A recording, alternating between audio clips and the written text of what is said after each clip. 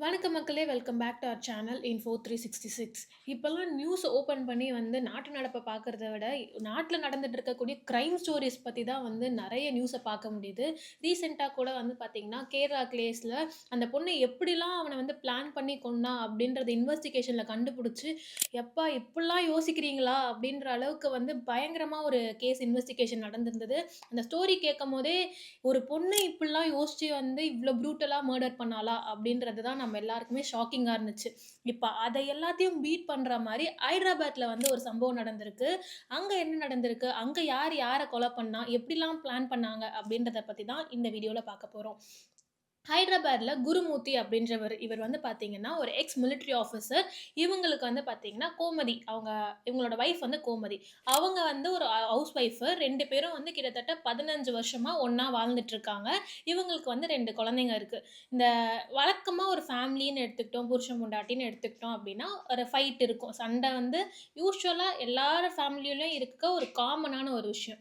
ஆனா, இந்த ஃபேமிலில எப்படி இருந்திருக்குன்னா, இந்த குருமூர்த்தி அவருக்கு அவங்க வைஃப் மேல ஒரு சந்தேக பார்வை இருந்துகிட்டே இருந்திருக்கு. அதாவது வைஃப் வேற யாராவது ஒருத்தர பார்த்தாங்க அப்படின்னா, ஆ தப்பா தான் அவங்க வைஃப் அவங்கள பார்க்குறாங்க அப்படின்ற ஒரு மென்டாலிட்டி இருக்க ஒரு பெர்சனா இருந்திருக்காரு.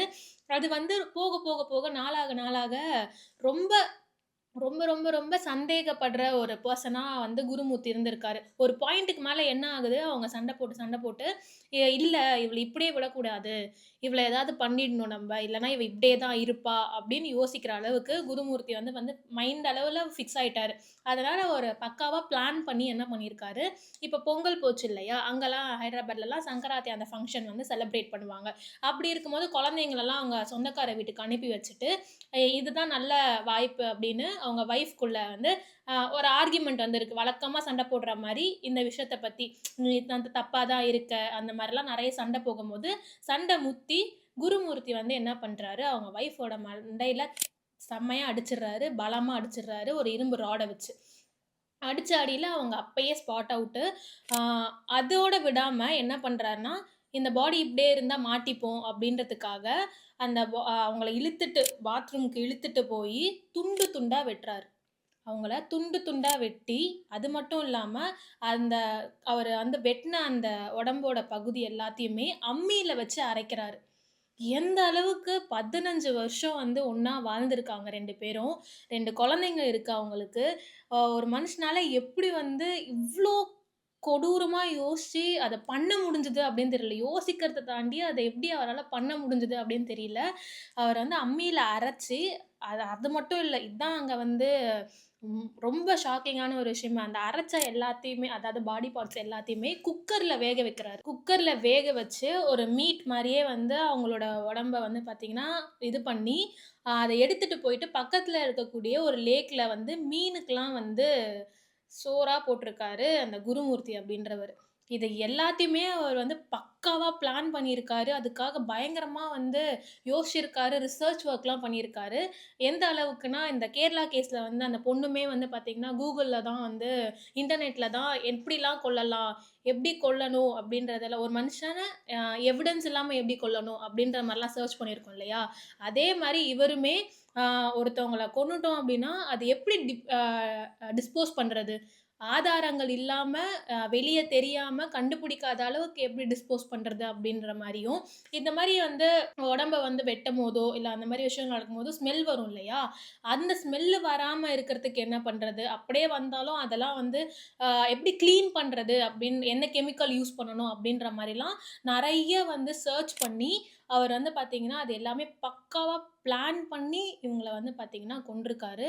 இதுல என்னன்னா, ஸ்மெல் வருன்றதுக்காக என்ன பண்ணியிருக்காரு, வெளிய இருக்கவங்கலாம் கண்டுபிடிச்சுருவாங்கல்ல. என்னதான் அவர் அந்த ஆ கட் பண்ணி அவர குக்கர்ல வேக வச்சு எடுத்துட்டு போய் போட்டிருந்தாலுமே, அந்த இடத்துல ஸ்மெல் அப்படின்றது இதுக்கெல்லாம் ஒரு 2, 3 நாள் ப்ராசஸ் ஆயிருக்கும் இல்லையா? அந்த டைம்ல ஸ்மெல் வரும். அத வெளிய இருக்கவங்க யாருக்கும் தெரிஞ்சிறக்கூடாது, கண்டுபிடிச்சிறக்கூடாது, டவுட் வந்துறக்கூடாது அப்படின்றதுக்காக, அவங்க வீட்ல இருந்த நாயையே பார்த்தீங்கன்னா, அடிச்சு கொன்னுடுறாரு. நாய் செத்தனால தான் அந்த ஸ்மெல் வருது. நாய்க்கிட்ட இருந்து தான் அந்த ஸ்மெல் வருது அப்படின்னு சொல்லி, அதையுமே பார்த்தீங்கன்னா, பக்காவா பிளான் பண்ணி, அங்க இருக்கவங்கலாம் நம்ப வச்சிருக்காரு. இதுல அவங்க வைஃபையே துண்டு துண்டா வெட்டி, அம்மியில அரைச்சு குக்கர்ல வேக வச்சவருக்கு நாய கொல்றதெல்லாம் ஒரு பெரிய விஷயமாவே இருந்திருக்காது கண்டிப்பா. எந்த அளவுக்கு வந்து ரொம்ப மோசமான மென்டாலிட்டில எந்த ஒரு மனுஷனுக்கு வந்து பார்த்தீங்கன்னா, ஒரு பேசிக் ஹியூமானிட்டி கூட இல்லாம வந்து இவ்ளோ விஷயத்த பண்ணிட்டு, ஆ அவங்க என்ன சொல்றாருன்னா, அதுக்கப்புறம் ஒரு பெரிய ட்ராமாவே கிரியேட் பண்றாரு. அவங்க வீட்லலாம் தேட ஆரம்பிச்சுட்டாங்க. அவங்க கோமதி அப்படின்றவங்கள வந்து தேட ஆரம்பிக்கிறாங்க. பசங்கலாம் வந்து வீட்டுக்கு வந்திருக்காங்க. இன்னும் அவங்கள காணோமே அப்படின்றப்ப, அவங்க ஹஸ்பண்ட் அதான் குருமூர்த்தி கிட்ட கேட்கும்போது, "இல்ல நாங்க அன்னைக்கு வந்து சண்ட போட்டோம். அவ என்ட்ட கோச்சுட்டு வீட்ட விட்டு வெளிய போயிட்டா. அதனால அவ எங்க போனான்னு எனக்கு தெரியாது." அப்படின்ற மாரிலாம் சொல்றாரு. என்ன இவரு இல்ல கேஷுவலா சொல்றாரு. "அப்ப போய் போலீஸ் கம்ப்ளைண்ட் குடுப்போம். எங்கன்னு தேடுவோம்." அப்படின்ற மாரி அவங்க ஃபேமிலில இருக்கவங்கலாம் சொன்ன உடனே, அவங்க அப்பா, அம்மா, குருமூர்த்தி இவரும் கூட போறாரு கம்ப்ளைண்ட் குடுக்க. என் பொண்டாட்டிய காணோம் அப்படின்னு சொல்லிட்டு. ஆ ஃபர்ஸ்ட் டைம் போய் காணோம்னு கம்ப்ளைண்ட் குடுக்கும்போது, போலீஸ் வந்து என்ன நடந்தது? எங்க இருந்தாங்க? என்னென்ன விஷயம்லாம் நடந்ததுன்னு கேட்கும்போது, கடைசியா என் கூட சண்டை போட்டு அவங்க போயிட்டாங்க அப்படின்னு சொல்லும்போது, ஓகே சண்டைனால போயிட்டாங்க போல அப்படின்னு வந்து போலீஸும், ஆ அவர் சொல்ற குருமூர்த்தி வந்து இந்த எவ்வளோலாம் டைம் வந்து டைவர்ட் பண்ணலாம் இந்த கேஸ அப்படின்றதுக்காக, இங்க போயிருப்பாங்க, அங்க போயிருப்பாங்க, இங்க இருந்திருக்கலாம், அங்க இருந்திருக்கலாம் அப்படின்ற மாரி டைவர்ட் பண்றாரு. ஒரு பாயிண்ட்டுக்கு மேல வந்து அவங்க இருந்த அபார்ட்மெண்ட்ஸ அந்த ஸ்ட்ரீட்ல இருக்கக்கூடிய சிசிடிவி ஃபுட்டேஜ் எல்லாம் வந்து செக் பண்ண ஆரம்பிக்கிறாங்க. அப்ப வந்து தெரியுது லைக் அவங்க அந்த வீட்ட விட்டு வெளிய போனதுக்கான எந்த ஒரு ஃபுட்டேஜுமே இல்ல. ஆனா குருமூர்த்தி மட்டும் இந்த ஒரு இன்சிடென்ட் நடந்ததுக்கப்புறம் அடிக்கடிக்கு வெளிய போயிட்டு வர்றது, அந்த கெமிக்கல்ஸ்லாம் அவரு வாங்கிட்டு வந்திருப்பாரு இல்லையா? யூசுவலா அவர் வந்து ஆ ஒரு வொர்க்காக வெளிய போறத தாண்டி நெறைய தடவ இந்த ஒரு சம்பவம் நடந்ததுக்கப்புறம் வீட்ட விட்டு வெளிய போறது, அது மாரி சஸ்பீஷியஸா நெறைய விஷயங்கள் பண்ணியிருக்காரு. இத பார்த்தோனே போலீஸ்க்கு டவுட் வந்துருச்சு. இவன் வந்து ஏதோ ஒண்ணு பண்ணியிருக்கான். இவன் தான் ஏதோ ஒண்ணு பண்ணியிருக்கான் அப்படின்றத அவர கூப்பிட்டு இன்வெஸ்டிகேட் பண்ணும்போது தான் வந்து ஸ்டார்ட்டிங்ல வந்து அவர் ஒத்துக்கல. இல்ல இங்க போயிருப்பாங்க, அங்க போயிருப்பாங்க அப்படின்னு தான் டைவர்ட் பண்ண அப்பயும் டைவர்ட் பண்ண தான் ட்ரை பண்றாரு. ஒரு பாயிண்ட் ஆஃப் டைம்க்கு மேல அவரே கன்ஃபர்ஸ் பண்றாரு. நான் தான் வந்து அவங்கள கொன்னேன். அவங்கள இப்படி தான் நான் கொன்னேன் அப்படின்றத வந்து கன்ஃபர்ஸ் பண்ணும்போது, போலீஸே செம்ம ஷாக் ஆகி, "என்ன மனுஷன் இவன்லாம்?" அப்படின்ற அளவுக்கு யோசிக்கிற அளவுக்கு வந்து பார்த்தீங்கன்னா, இவ்ளோ விஷயத்த பண்ணிட்டு, ரொம்பவே நார்மலா வந்து கன்ஃபர்ஸ் பண்ணி இது பண்ணியிருக்காங்க. இது நடந்து ஒரு 2 நாளுக்கு அப்புறம் தான் வந்து வெளியவே தெரியுது. இப்படி ஒரு விஷயம் நடந்திருக்கு அப்படின்றது தான் இப்ப நியூஸ்லலாம் நம்ம நெறைய பார்த்திருப்போம். குக்கர்ல வந்து வேக வச்சு கொன்ன கணவன் அப்படின்ற மாரி மனைவிய, அந்த மாரி நெறைய நியூஸ்லாம் பார்த்திருப்போம். இதுதான் அவர் வந்து பக்காவா பிளான் பண்ணி அவங்க ஒய்ஃப வந்து மர்டர் பண்ண ஒரு ஸ்டோரி. இ இப்ப ஆல்ரெடி கேரளா கேஸ்ல மரண தண்டனை குடுத்திருந்தாங்க. இந்த கேஸ்க்கு என்ன தண்டனை குடுப்பாங்க அப்படின்றதெல்லாம் தெரியல. அப்படியே வந்து இந்த மாரி நெறைய விஷயங்கள் வந்து ஆல்ரெடி அ ஃப்ரிட்ஜ்ல வந்து வெட்டி வச்சிருந்தாங்க கேர்ள் ஃப்ரெண்ட அப்படின்ற மாரிலாம் நியூஸ் நெறைய பார்த்துருப்போம். இப்ப இந்த நியூஸையும் பார்த்துட்டோம். அடுத்து வேற ஏதாவது வந்து ப்ரூட்டலா ஒருத்தன் பண்ணுவான். அதையும் நம்ம நியூஸ்ல பார்த்துட்டு ஒரு கிரைம் ஸ்டோரி மாரி இது எல்லாத்தையுமே கேட்டுட்டு, ஓ! இது எல்லாத்தையுமே நார்மலைஸ் ஆக்கிருவோம்னு நெனைக்கிறேன் நானு. எனக்கு தெரிஞ்சு. படத்துல பார்த்ததெல்லாம் இனிமேல் வந்து நம்ம ரியல் லைஃப்ல நம்ம நாட்டுக்குள்ள சுத்தி நடந்துட்டே இருக்கு அப்படின்றது தான் எனக்கு ஒரு ஃபீலா இருக்கு.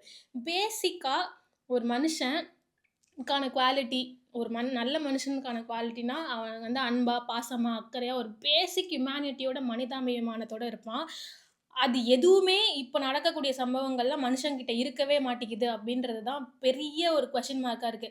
ஏன்னா, கூட இருந்த லவ்வர வந்து பாய்சன் வச்சு கொல்றது, அதுக்கு பக்காவா பிளான் பண்றது, 15 வருஷம் கூட வாழ்ந்த மனைவியே வெட்டி அத அம்மியில அரைச்சதெல்லாம் என்னால யோசிச்சு கூட பார்க்க முடியல. எப்படி அவரால இதெல்லாம் பண்ண முடிஞ்சது அப்படின்னு. எந்த அளவுக்கு ஒரு சைக்கோவா இருந்தா இத அவர் பண்ணியிருப்பாரு அப்படின்றது தான் எனக்கு வந்து தோணிட்டே இருக்கு. இத அட்லீஸ்ட் இந்த மாரி விஷயங்கள் நடக்கும்போது, அப்படி ஒரு மைண்ட் நம்மளுக்கு தோணுது அப்படின்னாலே நம்மளுக்கு ஏதோ ஒரு ப்ராப்ளம் நம்ம கிட்ட தான் ஏதோ ஒரு ப்ராப்ளம் இருக்குன்னு அர்த்தம். அடுத்தவங்கள வந்து நம்ம கஷ்டப்படுத்தி அப்படி ஒரு விஷயத்த பண்றத தாண்டி, அப்படி ஒரு யோசனை வருதுன்னா, அதுலருந்து டைவர்ட் ஆகணும் அப்படின்றது தான் பெரிய விஷயம். இதுக்கப்புறமாவது இந்த மாரி நியூஸ்லாம் வராம இருக்கணும் அப்படின்றது தான் வந்து எனக்கு வந்து ஒரு பெரிய விஷயமா இருக்கு. நீங்க இந்த ஓவரால் இந்த கிரைம் இந்த ஒரு விஷயத்த நினைக்கும்போது என்ன உங்களோட கருத்துக்களா இருக்கு அப்படின்றதெல்லாம் கமெண்ட் பாக்ஸ்ல ஷேர் பண்ணுங்க. இந்த மாரி ரெகுலரான இன்ஃபர்மேட்டிவான, இன்ட்ரஸ்டிங்கான வீடியோஸ்லாம் பார்க்கணும் அப்படின்னா, மறக்காம Info 366 சப்ஸ்கிரைப் பண்ணிக்கோங்க. அடுத்த வீடியோல வந்து மீட் பண்றேன். Until then is bye from Divya.